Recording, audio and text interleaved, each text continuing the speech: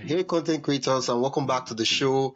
Are you feel overwhelmed by your content workload, dreaming of scaling your business, but feeling held back by tech hurdles and budget constraints? Well, get ready to have your mind blown. Today, we will be diving into the world of no code and AI, and how this game changing technology can empower creators like you to automate skill and years, and even work less while earning more. To guide us through this revelation, I'm thrilled to welcome Dan Hafner to the podcast. Did I get the name right? Yes, you did. Okay. Dan is a software developer, no code expert, and creator himself. He has his podcast called the Tech Bite. He helps business and now content creators build powerful apps and automate their workflows without writing a single line of code. He's the founder of Dapper mobile apps and host of, as I said earlier on, Tech Bites podcast. Dan is going to break down how you can leverage no code and AI to supercharge your content business, even if you are not tech savvy and you're on a tight budget. Dan, welcome. It's fantastic to have you. Yes, thank you so much for inviting me. This is going to be really fun. Before we proceed with the discussion, I'd love to, in your bio, you said when you started, you did not know how to write a single line of code. I'd like for you to share a little bit about your background and what got you into the world of no code development. Well, yeah, it's kind of fun, like to kind of go back and think about how I got into that, because I had thought of an idea for an app. Right. I was kind of going down this entrepreneurial path and was kind of wanting to get into this. And I had this awesome idea. It was in the running and fitness space. And I wanted to build this idea.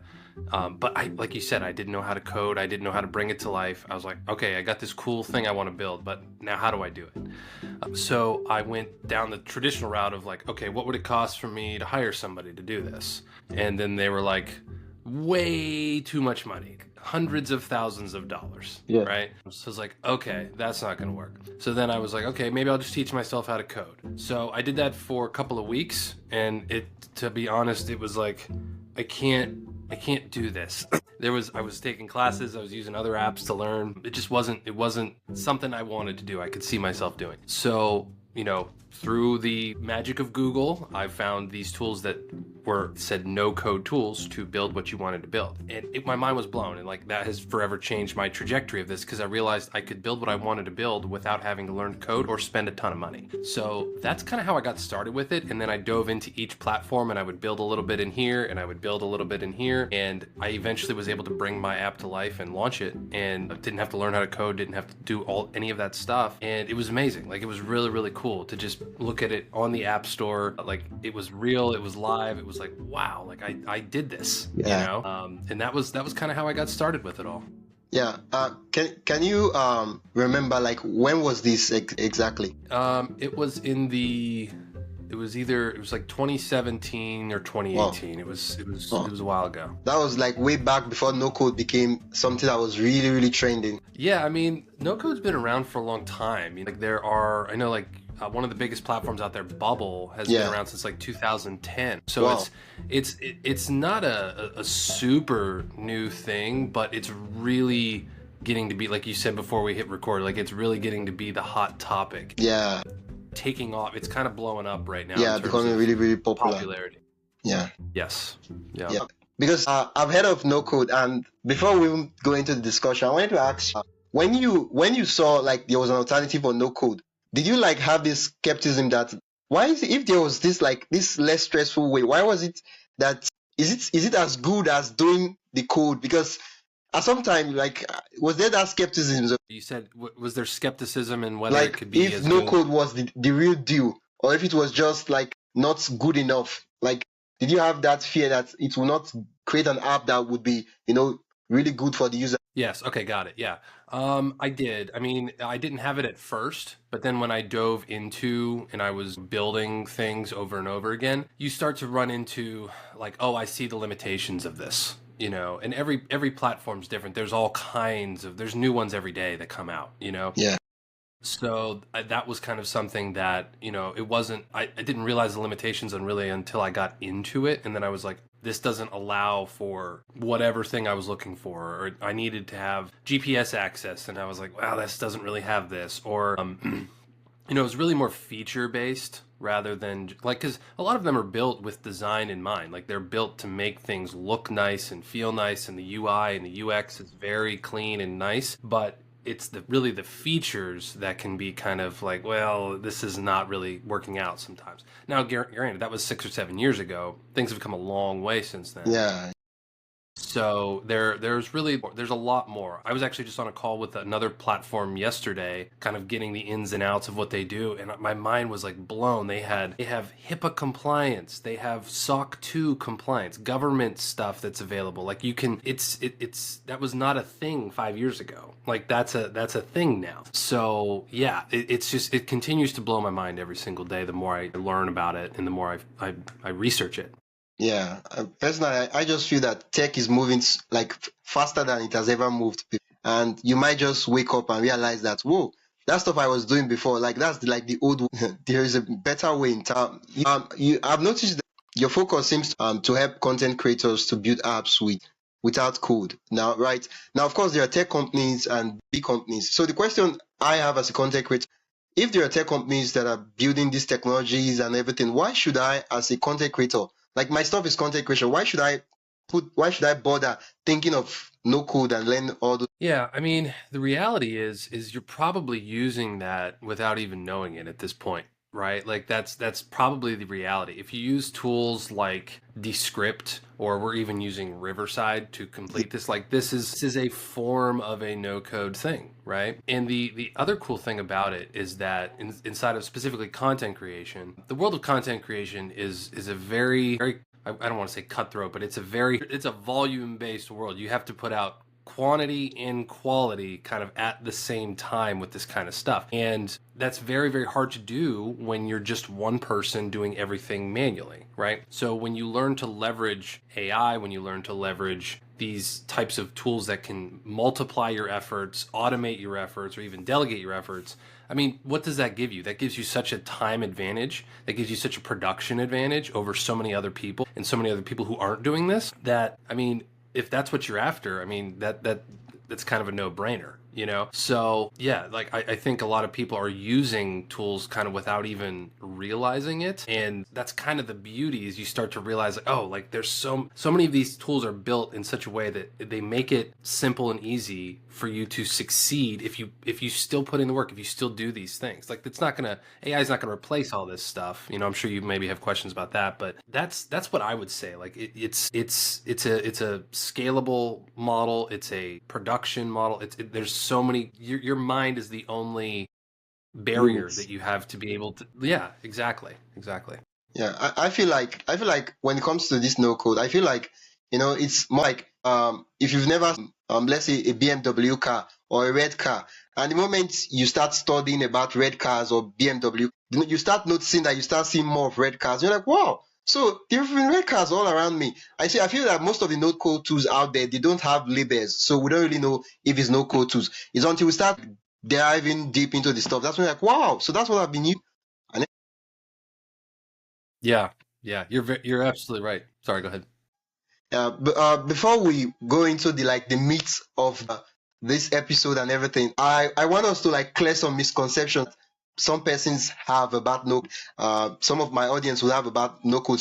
I want you to just like bust some of the myths that you encounter most often when you talk to content creators. Yeah, I think one of the big things that, especially when I found when I went down this path, and this was more for app development, but you know, when people hear no code, they think, well, it's simple, like you kind of said. Is this just a simplistic way of building these things? The truth kind of used to be a yes, I would say. Anymore, I would say no. They've like you said, everything's moving so fast and so rapid anymore that it's just every single, like I can't even keep up with it. I'm in this thing every single day, and I'm still finding, I'm like, wow, like that's a thing now, like that's crazy, you know? So I think like a lot of people think, well, it's just a simplistic way of accomplishing things. I think that's a myth. I think they've actually intentionally simplified it to make it more accessible. To it's almost like a democratization of certain tools, of ways to be able to do things, you know?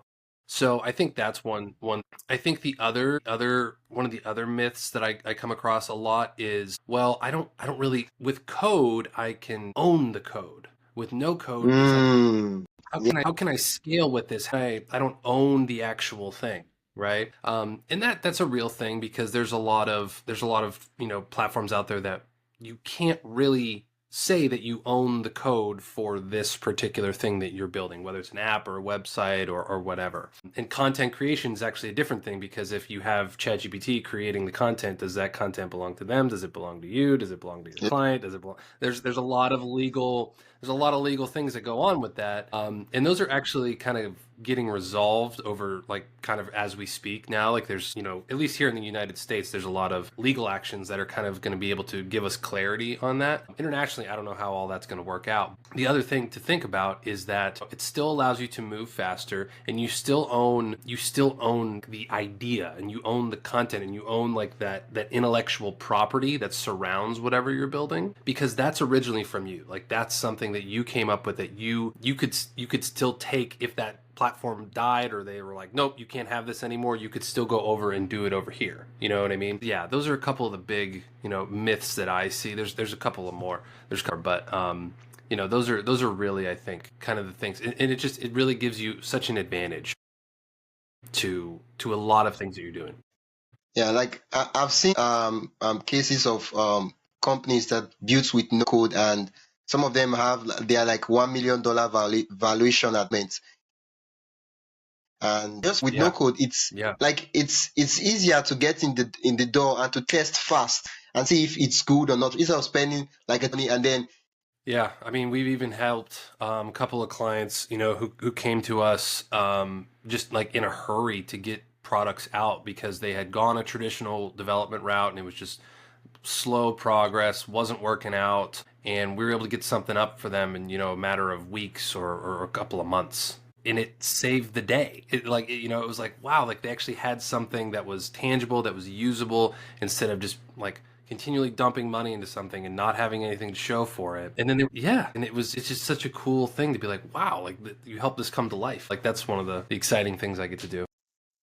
Now, I'm at a point now, even though I know what you're talking about, no code is, but there are certain things that we know, but sometimes when we are asked what no code really is, when we're asked to define it, when they ask us, okay, what's no code, we start stumbling. We don't really know how to put it in words, but we know exactly what it is. So I don't know if you could Yeah, very good question. So just because you say the word no code doesn't mean that there's not code associated with something, right? I think, like, again, I go back to the app development or the software development piece of it. So there is still going to be code underlying what is you are doing. There is always going to be visual. It's a visual way of actually doing things. It's a visual way of building. I saw you dropped off. Welcome back. Okay.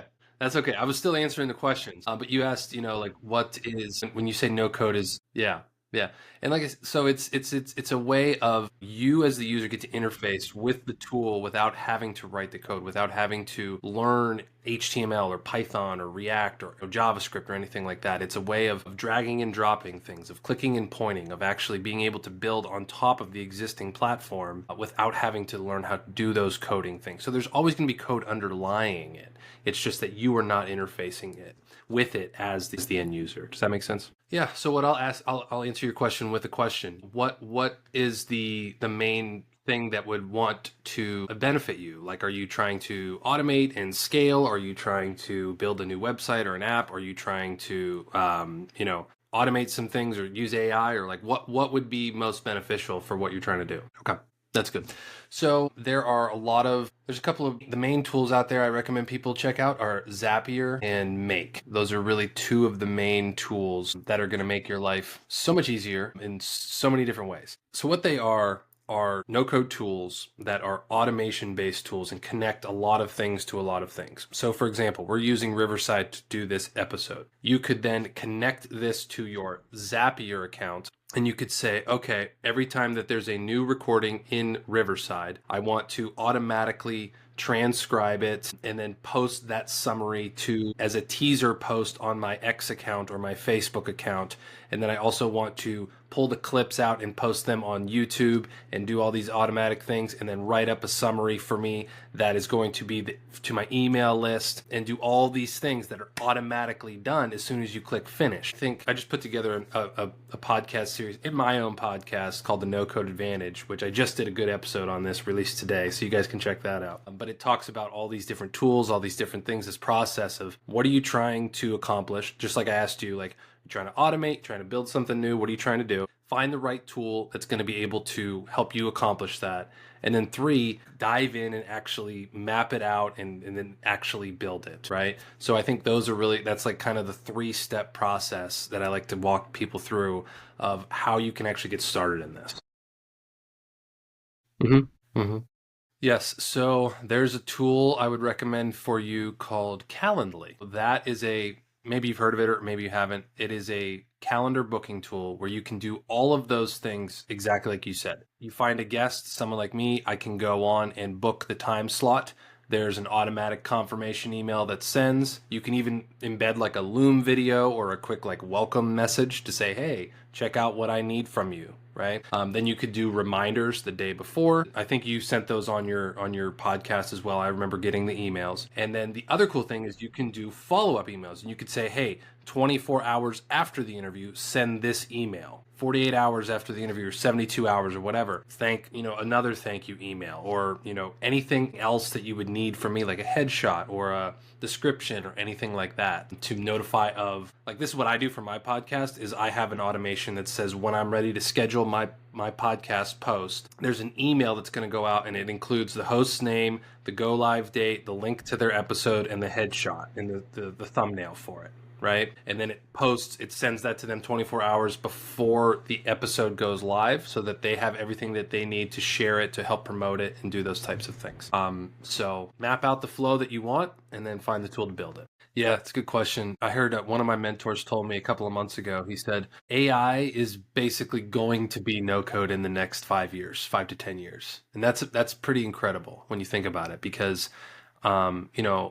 in a lot of these tools, you'll see that they have AI embedding into that. Riverside has this as well, right? When you're ready to post things, you can get an AI transcript, or it can do AI audio editing for you. You just click a button and boom, it just does it for you, right? So I think a lot of these tools are starting to just embed and come with AI baked into them, which is even more incredible, because it used to be you'd have to figure things out. So for example, with the apps and the software that we build, you would start from scratch. You would just say, okay, here's my design, here's my ideas. I need to go design it. I need to build it. I need to put it all together. I mentioned the tool Bubble earlier. They now have an AI piece where when you're starting your app, you just type in a prompt like you would ChatGPT. You say, I need an app that does A, B, C, D. And then boom, it spits out the designs for you that you can then start with, right? So it's helping you do a lot of the work that we're already like trying to do. What was that? Okay, you were quoting your mentor when you said your mentor talked something about AI and something like that before I cut you off. Yeah, so what I was talking about was kind of how like it's very baked into a lot of the tools that are out there. I know like MailChimp's doing things like this. Hey, I need to write an email, and then there's, ways that I can come up with this. There's actually a really cool tool that we use for content apps, one of our tools, and we have now an AI piece embedded in there. If you need to write an article or a job posting, or you're just doing like a content-based application, there's a little AI assistant, and you just give it a prompt and you say, I want to write an article about whatever, and then it spits it out. I mean, it saves so much time, so much headache, so much like trying to come up with the content. And we can have a conversation about AI generated content, but it at least for someone like me who's just not a content creator, it gives me a start. It gives me the ideas, because that's where I struggle with a lot of times, just coming up with the ideas of content to share, and just getting like, okay, it spurred me into something. Now I can come in here and do a video on it, or I can do a blog post on it, or I can do whatever. And that's, I think, one of the big uses, like the awesome use cases for someone like me, to just have idea generation, to just have like, oh, it can spur those original thoughts in my mind. So I think you're going to see a lot more tools that just come with AI baked in, and then it's going to just get better and better and better over time. It's a really, really exciting time to be in this space. It really, really is. Okay, so what you've said so far is that even though some of us might be saying that no code is not something I want to be interested in, as much as the tools we are using, most of them are integrating AI one way or the other. Yeah, yeah. So I've heard everything you talked about so far, and it's really exciting because I just can't wait, especially when you talked about automating AI tools and all that, I was like, okay, if I can automate it, it means I can do more, save time, and then make more money essentially. But then the thing I'm asking is like no code seems like something else that I'll have to learn. So the question I'm asking is, what's the learning curve like? Like, do I have to learn so many stuff? Do I have to be tech savvy? Like, I know I don't have to touch code, but do I have to like know all this tech stuff? It's a good question too. I think there's like anything, there's going to be a little bit of a learning curve to anything, you know. But I will say it's a lot less of a learning curve than learning a coding language. I think it's obviously going to be a little bit less than that. But, you know, everything's different. Again, we keep coming back to Riverside because that's where we're in. I've started using Riverside over the past like few months, and there's a learning curve for me inside of it, but I Yeah. was able to pick it up pretty quick. You know, when it comes to other tools like Zapier or Make that we talked about, you know, I remember learning those at first, and there's always a little bit of stuff, but that's the beauty of no code stuff is if you can kind of hold your own on a computer, you can figure it out eventually. And then the beauty of it is almost every tool, whatever tool you're using, normally has like a knowledge base or a chat support that you can ask and you can kind of, you know, figure things out with. YouTube is a great resource for really any of these tools. And then now ChatGPT, Gemini, whatever, you know, those are that give you just, if you can't figure something out, you can get help on how to figure out what you're trying to do. You know, like there doesn't really need to be a lot of head banging against the wall to figure these things out. So I really think that the learning curve is not what people expect it to be. Okay. Okay. Oh, we like this is a topic that it's so extensive, but we'll try as much as possible to touch on what we can touch on for the time that we have. Now, for talked about repetitive tasks and how content creators can establish work-life balance by putting out some automating some repetitive tasks. So in your own experience, what would you say is like the most common repetitive tasks that content creators can automate today? Okay, I'll say that again. What are the most common repetitive tasks that content creators can automate starting now? Yes, very good question. I think just what you were saying was scheduling things, I think is one of the most common pieces to this. There's lots of tools out there. I think there's one, it's called, what's it called? Jasper, the copy Yeah, AI, yeah, ChatGPT, all these yeah, different things that can help with those things. You know, there's actually a really cool tool called Opus Clip now where you can really yeah, like yeah, you can do a lot of things like that. I think so. Repurposing is a very common tool, scheduling, and then even idea generation. Like I've learned something recently that one person does is use ChatGPT and Reddit to come up with ideas. So what they do is they have a tool that just searches Reddit threads or certain keywords, and then it has ChatGPT synthesize those and put them over into a Google sheet wow, so they have consistent ideas and wow, topics that are relevant to what people are actually asking about and talking yeah, about that they can then do content on. I mean, that's genius. That instead of just going in and asking ChatGPT what the common things are, you can get real data from like Reddit. I thought that was a genius idea. I had never even thought of that. yeah, I wouldn't say that's a common thing, but that's a really cool yeah, idea that you yeah. can share with people. So yeah, I think those are some of the most common things. Like there's something when you mentioned Reddit. I remember something that I usually do is that, for example, this video now. At the end of the day, when I finish editing it, I'll take the transcript. I'll upload the transcript to ChatGPT and say, oh, based on this transcript and of this video, what are some follow-up ideas I can, follow-up episodes I can do and discuss with my audience? And then it gives me custom proprietary like titles that are actually, not out of context. ChatGPT is really good when you give it your own custom data. Otherwise, it's just going to be giving you like generic stuff that it's just out there. Thank you so much for that. So we talked about scheduling. You talked about repurposing of content. You talk about ideation. Oh, ideation. Ideation. I was hoping you were going to talk about video editing because for most of us content creators, we don't even like to touch editing. And then there are a lot of video editing tools out there. Or Yeah, it's Yep, that's a good one. I forgot about it. Yep, that's a definite good one as well. Even as a podcast producer, I hate editing as well. So yeah, that's another one I completely forgot. yeah. Thank you for mentioning that one. Yeah. Because now I can edit my podcast like text documents. I can see all the parts where I was like, please, everything I talked about, those parts where I was asking you, we should record again, and all those parts, I can easily delete those parts and then have a concise episode without having to look for the timeline and all those stuff. Yeah, This is such a good time to 100%. be alive. Okay, the next question I want to ask you is, I think time is just moving so fast, but I know we'll be able to finish everything.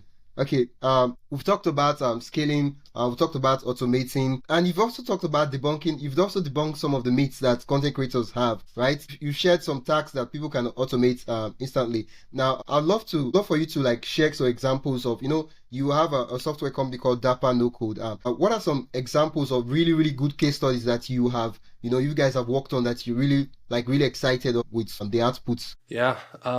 So the whole approach that I took to building my business was not just being a developer. Like there's developers all over the place, right? What I saw was a problem of when we would build an app for somebody, they wouldn't know how to scale with it. They wouldn't know how to leverage it and grow their actual bottom line in their business with it, right? Yeah. Because you still have to market to people, you still have to sell to people, you still have to use that. It's a very, very good audience building tool, right? So one of my favorite clients to talk about was my very first one. Her name is Jessica, and she has an app called Feel for Your Life. It's a breast cancer awareness and resource app. Okay, and she has thousands and thousands and thousands of women that she can send a push notification to. She can email. She has an AI tool embedded in there, all kinds of cool resources and sponsorship tools. And she has really, really taken her app and her business to the next level by just combining all of these things, right? So what we also did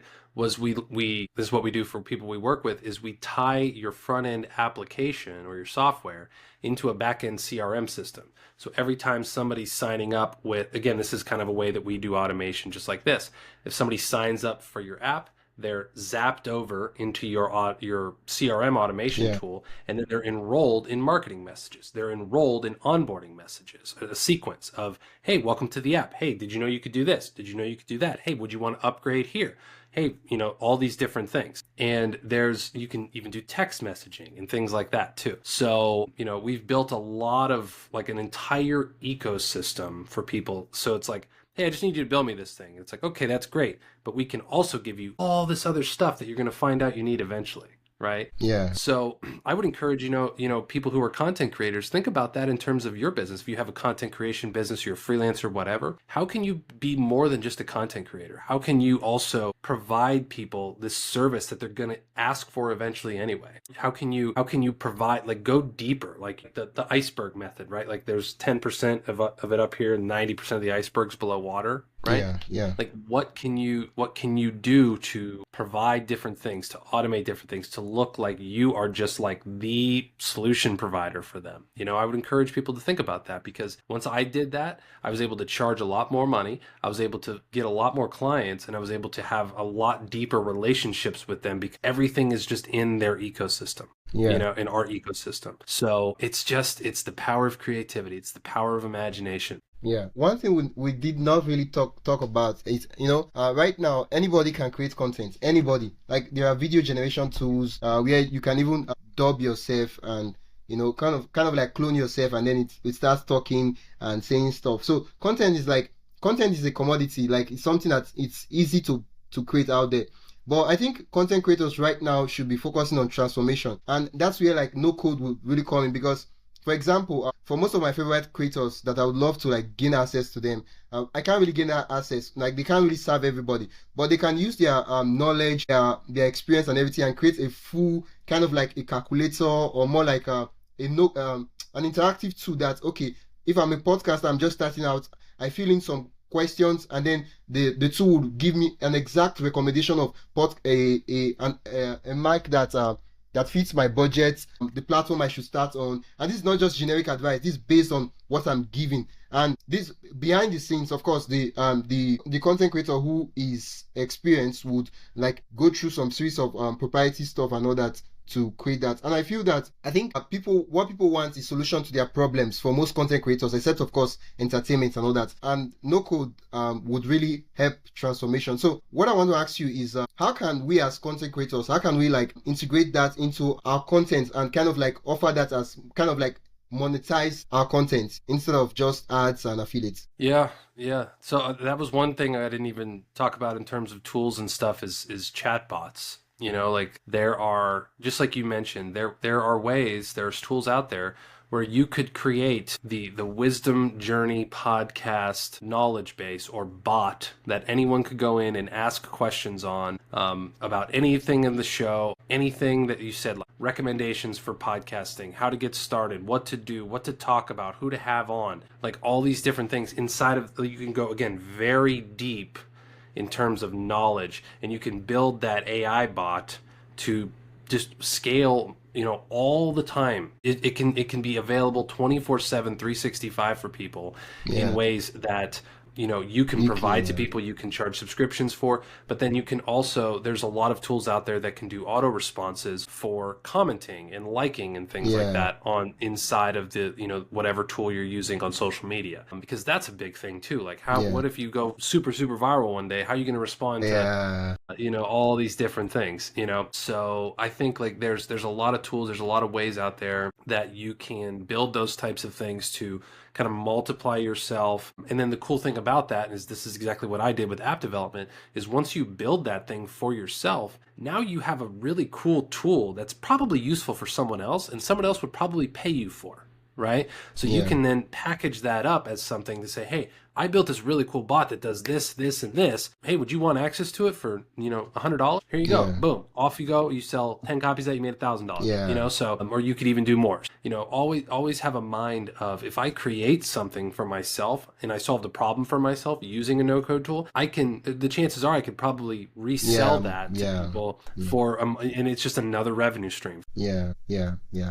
Thank you so much, Dan. This has been incredibly insightful, and I've learned so much. I've gotten some use cases I can go after this podcast and try on. And I know before we started, you talked about debunking some of the myths and all that, and you told us why we should do no code tools. Now, so for some persons, they might have listened to the episode and say, "Wow, it's interesting, it's nice, I hear all this stuff, but nah, it's not for me. I'm really not. I'm not too technical, and it's not for me." What would you have to say to them? What would you say they are missing? And, you know, to just kind of like get them to change their mind. That is a good question. You know, I would encourage someone like that to maybe just think about what roadblocks, like what areas of friction are you seeing in your business or in your daily processes? If you're really intentional and you think about, I spend a lot of time editing my podcast, or I spend a lot of time kind of coming up with these ideas for what I'm going to do, or reaching out to people, look into just a tool for that. Look into a way to just, you know, solve that one problem in front of you, right? Like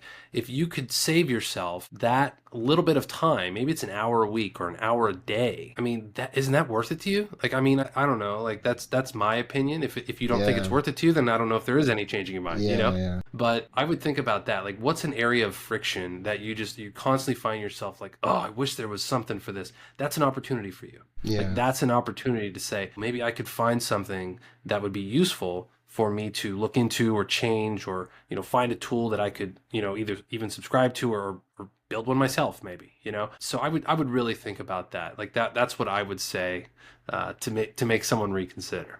Yeah, thank you so much, Dan. Thank you so much for breaking down no code and everything. I know there's so much we could talk about. Probably in the future, maybe I would re-invite you for the podcast, and we could maybe talk about some other things, right? Before we wrap up, where can listeners go to learn more about you, your work, and assess? Do you have anything free that we can use to like dip our toes into the waters before we get started? Two things. I would say, if you're very interested in learning more about the no-code topic, I would go to check out my podcast. It's called Tech Bytes, BYTES. I'm actually in the middle of putting out a 10-episode series called the No Code Advantage. So we're like 3 or 4 episodes in right now. It starts from the very beginning around why do you have an advantage? Why, you know, look into these. Been very, very insightful, very popular segment inside of the podcast. So I would encourage you to do that. There's a lot of actually in those show notes of those episodes, there's really cool free resources that I've built to go along with every episode for that. And those are, my gift to you all for free. So I would encourage you to do that. Subscribe to the show, Tech Bites, BYTES with Dan Hafner. I'll see you there, hopefully. Thank you so much for having me on. I really appreciate it. And hopefully we can touch base soon. Thank you. It was really great chatting with you, Dan Hafner. For those of us who are wondering, where do you connect with Dan Hafner? You can reach him at dappernoCode.com. And that is DAPPERNOCODE.com. dappernoCode.com. dappernoCode.com. I go DAPPERNOCODE.com. And if you want to use the downloads and access the free tools he has for the audience, you can go to dappernoCode.com/download. And once again, it was great having Dan Hafner on this show, and I got to learn a lot. Thank you so much for coming to the show. Until next time, creators, I'll see you.